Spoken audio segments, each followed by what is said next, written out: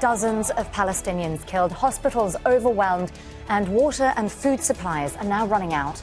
People in Gaza are reeling from Israeli airstrikes. So what can be done to secure aid to those in need? And how can this unfolding humanitarian crisis be stopped? This is Inside Story.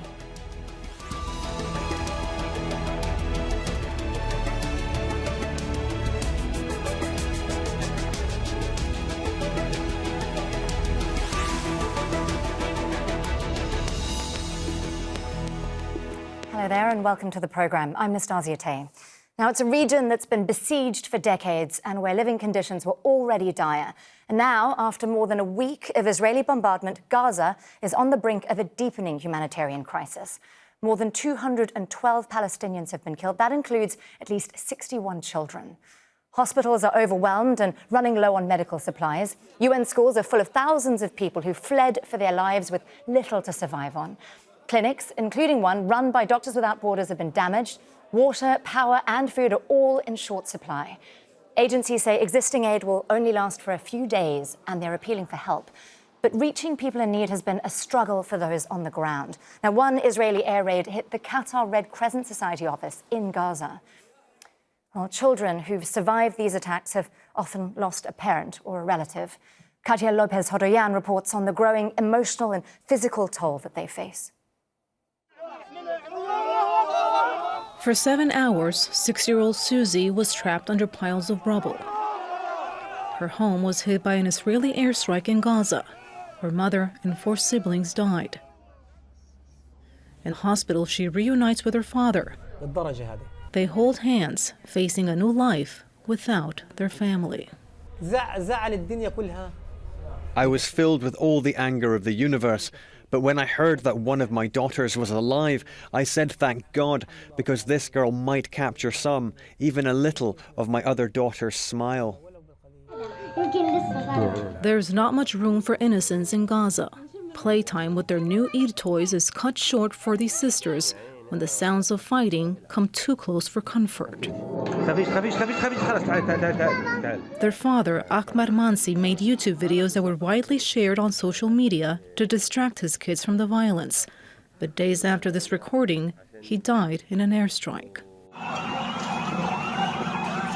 This boy lost his home. He holds back tears, trying to recover some of his belongings. Amid the wreckage, a moment of joy for these children who managed to save their pet fish. But experts fear these fleeting moments of happiness may soon be replaced by long-term trauma. My older girl, she's 7 years old, she looked at me and said, "Does God really feel what we are feeling now?" And of course, I answered her, but I started thinking, what is the mental state and the emotional state that she is going through at this point to be asking such an existential question? The depths of loss can be overwhelming, especially for children. I don't even know what to do. I get scared, but not really that much. I do anything for my people, but I don't know what to do. I'm just 10. As bombs strike nearby, this girl prays, her repeated recitations an attempt to drown out the sound of explosions. Doctors say Susie will recover from her physical injuries, but it's the invisible emotional scars that may require long-term attention. Katia Lopez-Horoyan, Al Jazeera.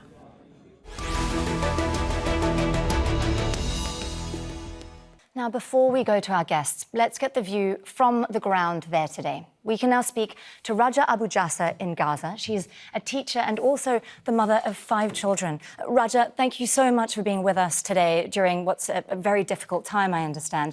Let me start by asking you, how are you and how are your family? Thank you. I'm not well. Neither my family is. We're not okay. I mean, living in this constant fear and horror is not making anyone okay, is it?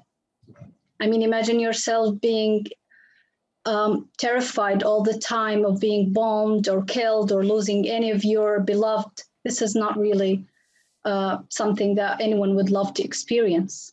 Of course. Roger, can you describe for me what a day looks like there now for you and your children? How are you spending your hours? The day during the day, it seems to be a very short time. When the sun rises until it goes down, it's a very short time. We don't feel it. It just goes like that. And when the night comes, it's like thousands of years, because each minute passes, we just feel it like an hour. We are terrified by the bombings. They really target all of the Palestinians in Gaza. They target them mostly at the night as a way of terrifying kids. They know it's dark there. We have no electricity or any light. So they target us in the night to spread horror among the children, among us as mothers, among everyone. During the day, we're trying to act normal, do our normal things, do our cooking, cleaning, and everything, but we can't stop. We can't help being worried all the time. We're just in constant horror. Of course. Basically, that's the word. Raj, I know there's a huge amount going on there right now. What are your biggest worries? Is it the airstrikes, or is it what we're hearing about, these potential food shortages, the medical supplies? I know there's a lot to think about, but what is your main concern at the moment? Look, I live in the besieged Gaza. We've been in a blockade for about 15 years now, with food shortage, with water shortage, no electricity whatsoever. I'm not worried about any of those things. I'm just worried about one day I just wake up and I lose one of my kids. I don't care about myself either. I just don't want to lose any of my kids. You know, I want to tell you something that every single family in Gaza does now. They all sleep at the same place at night. We all gather ourselves and sleep at the same place, at the same room. You know why? This is so pathetic to say and so sad to say, but I'm going to say it anyway, because we don't want to wake up like some of us are alive and the others are dead. If we are about to die, or if we are to die, we're to die all of us together. No one would ever have to live to mourn the other one. This is really sad what I'm telling you, and it's a true fact. Each family here does that the same. I do it. I gather my children and put them around me and sleep so that I can feel them all around me without being worried about them in their rooms. Raja, I'm so sorry to hear that and to hear about what you've been going through. Raja Abu Jasser there in Gaza telling us about what's been happening on the ground there. Thank you so much for being with us during this difficult time. And we wish you and your family all the best, Raja. Thanks again. Thank you. Well, as we've just been hearing there, that ongoing violence has completely disrupted the lives of many Palestinians in Gaza. The UN says more than 52,000 have been displaced after Israeli airstrikes wrecked at least 450 buildings, including several hospitals. Dozens of schools housing displaced families were also hit, and the power supply has now been limited to around 6 to 8 hours a day. 2/3 of the population was already suffering from food shortages before these latest attacks. The World Food Programme says it'll need an extra $32 million to provide aid for Palestinians over the next 6 months. Rights groups say water scarcity and unsanitary conditions could also lead to another surge in COVID-19 infections. Only 5% of people in Palestinian territories have been vaccinated.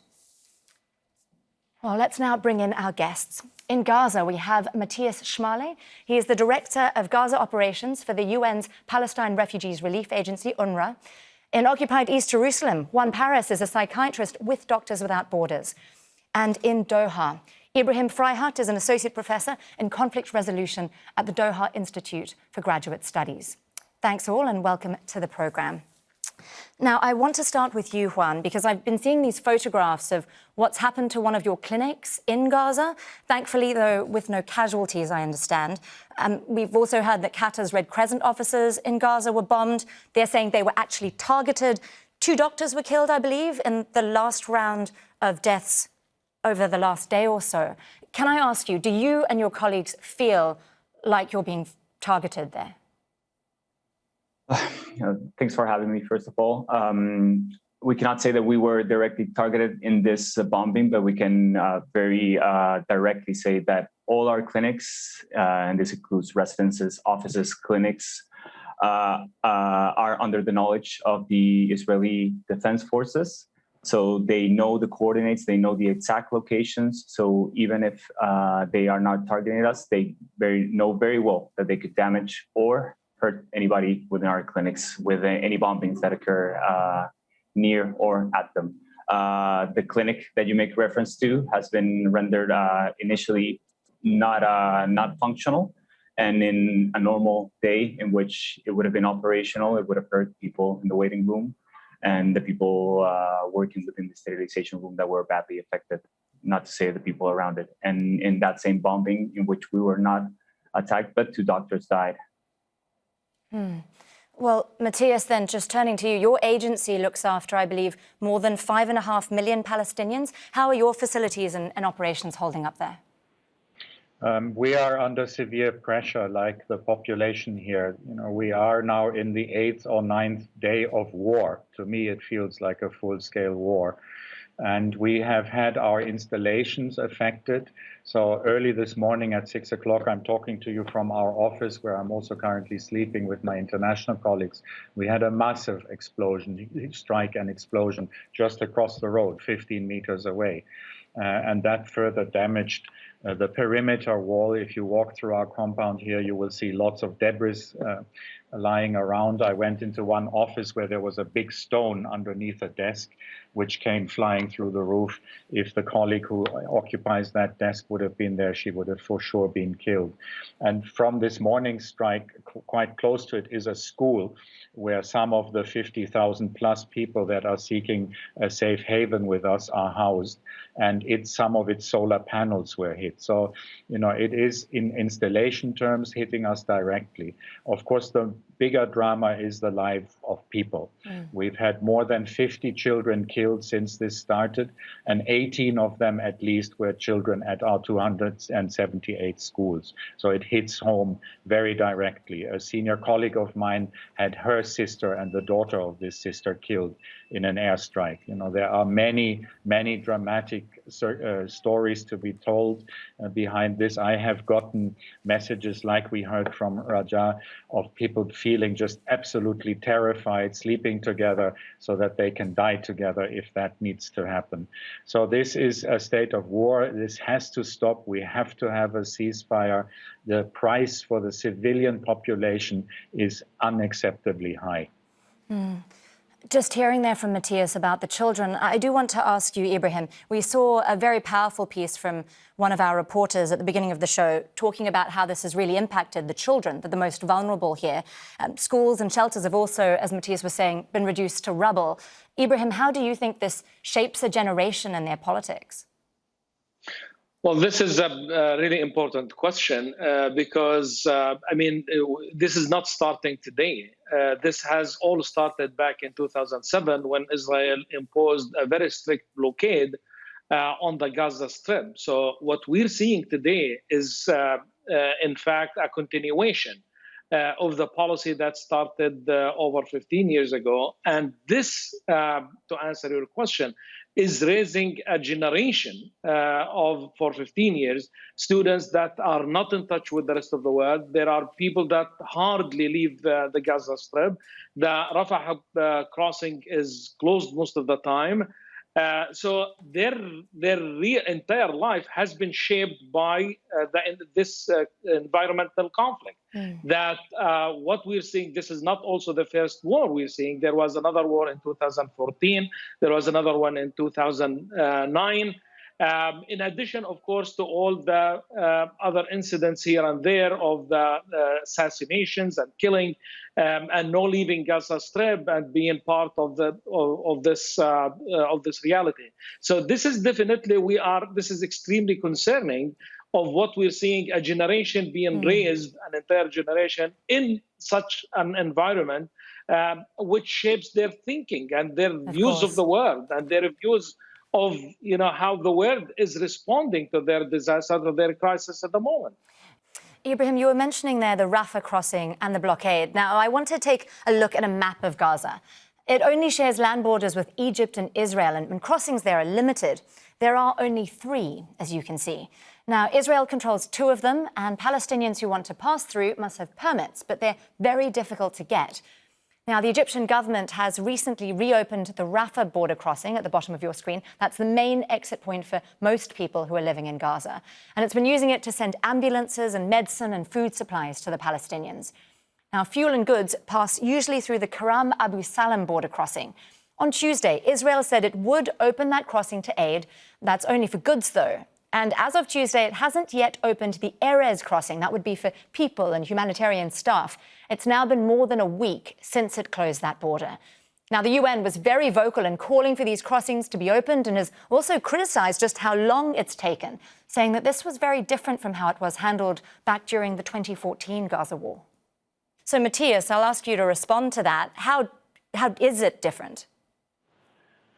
Well, my understanding is, I wasn't here in 2014, but my understanding is that very early on, in the first couple of days, there was agreement between Hamas and Israel that there would be humanitarian corridors, as they're referred to. So both within Gaza, there would be, a lull in fighting where people could move, do some shopping, and where we humanitarians could do our job, get to our installations and so on, as well as humanitarian crossing corridors across the border to bring in people and goods and move some people out. And as you mentioned, this is now day 8 or 9, and we haven't had this opening. This morning, apparently, some fuel trucks came in, but food trucks were turned around, and we have not yet been able to bring in surge capacity. That includes medical personnel to help at the hospitals, but also other people to help with security and other matters. The most important consequence of all of this, or impact of all of this, will be soon running out of food, running out of fuel. We heard from Rajab earlier that there's little electricity. If there's no fuel supplies quickly, electricity will be down even further. And of course, essential food supplies, we will then see the population suffering even more than it already is. Juan, Matthias, they're talking about food supplies and potential shortages. I'm curious, it's not just about access to food, though, right? The World Food Programme is already worried that prices are going to skyrocket as long as there are shortages. And I imagine there are not just economic ramifications here, but also others in terms of anger and desperation within the community there. How will that play out, do you think, Juan? As we usually talk about this type of crisis that unfolds and the moments in which the bombs start falling down, after the bombs, this still persists. And people, the survivors, the lucky survivors, still have to live with a war-torn country and a war-torn society in which its pillars are killed, in which most of its support structures, both social, medical, and otherwise, have come undone after so much pressure, both from the occupation, the blockade, and the repeated bombardments. So people are left in survival mode, in constant survival mode, and this brings about reactions that are just in alignment with this. Anger is at the forefront at times, but knowing the Palestinian population, there's also an amazing amount and surprising amount of forgiveness and wish for life and wish to push on. Ibrahim, I'm curious, in your mind, as you watch all of this play out, what do you think Israel's strategy is here? We've seen the destruction of humanitarian facilities. That's prompted even more international outrage. And some of these, are they targeted attacks, or is this collateral? And by the same token, how is Hamas viewing all of this as they see the suffering around them? Well, we are seeing a number of things to answer your question about Israel's policy dealing with the crisis in Gaza. The very first thing, actually, we are seeing a collective punishment that is using as a pressure on Hamas and all the other political factions as to surrender, basically.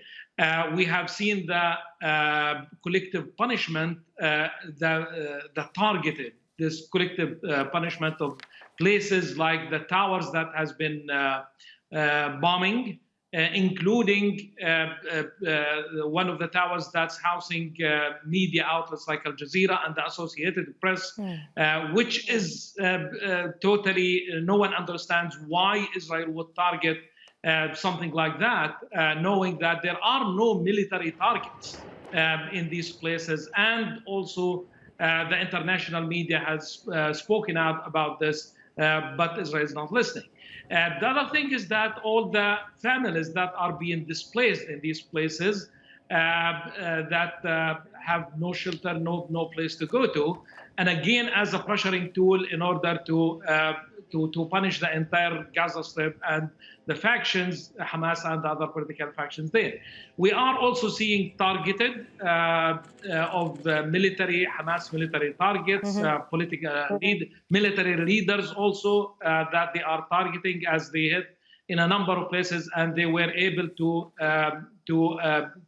assassinate a number of Hamas military leaders. Sure. But the fact of the matter, again, is that we are seeing the entire 2 million people being under a very strict blockade and being shelled, bombarded indiscriminately in order to achieve certain goals, political and military goals, that have been, by the way, Israel unable to achieve any of them, because so now 8 or 9 days in the war, we are seeing the continuing fighting and response from Hamas on the same exact pace. As Ibrahim, sorry, I'm just going to stop you there, because I do want to bring the conversation just back to the aid and humanitarian situation. And obviously, the politics is ongoing, and that fighting looks set to continue for some time. I want to focus on the politicization of the aid aspect and the humanitarian aspect here. Matthias, I'm curious. I know that UNRWA, your agency, has been massively underfunded for many years, especially since 2018 when the Trump administration withdrew their funding. I believe the Biden administration has now pledged something like $150 million just last month, but that's premised on a policy of neutrality. And I know your agency also faced criticism from the European Parliament just a few weeks ago for what they described as teaching and disseminating hate speech and encouraging violence within your schools. I'd like to ask you to respond to that, and also to reflect on how the political situation is shaping the way that your agency actually functions. So thank you. Let me first of all respond very directly to the specific point of in us preaching hatred, anti-Semitism in our 278 schools for 278,000 children, or 85,000 children, and 285,000 children. There is no evidence for that. That is just an unfounded allegation. I have not met a single visitor who's gone to our schools who's come away not impressed with the quality of the education, but also with the mindset and attitude of the children. And, that's one point. Over this last year, when we were in COVID, so often in lockdown, and children learning at home, the British Council awarded 45 of our schools an International School Award. And 3 elements of that, as they assessed that, was international understanding and promotion of peace. As we're talking here, a young girl's poem is exhibited in a U.S. national park. So I think the politicization of aid here has to do with not recognizing that the UN actually provides a unique opportunity for 285,000 children to be exposed to international global values. We're trying to turn them into some kind of global citizenship. And if that gets destroyed, then we will lose big time. It links to an earlier question in terms of impact on young generations. We need to maintain an independent UN presence here under these difficult circumstances. Juan, I'm going to give you the last word here as an aid agency representative there with your offices and clinics in Gaza.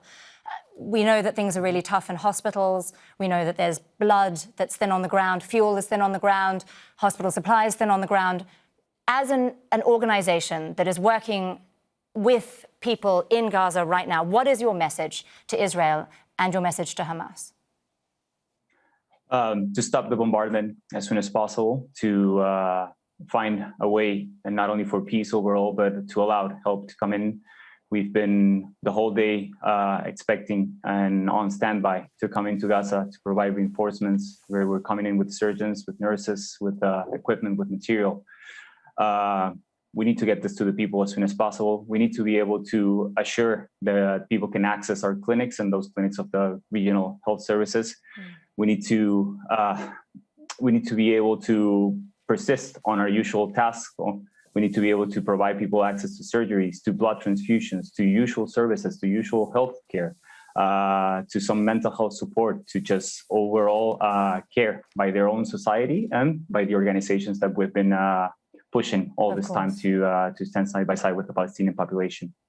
Juan and Matthias, we wish you all the best with your work, and also thank you to all of our guests, Matthias Schmale, Juan Paris and Ibrahim Freihat. And thank you too for watching. You can see this programme again anytime by visiting our website, that's aljazeera.com. And for further discussion, do go to our Facebook page, that's facebook.com/AJ Inside Story. And you can also join the conversation on Twitter. Our handle is @AJ Inside Story. Now from me, Nastasya Tay, and the whole team here in Doha, bye for now.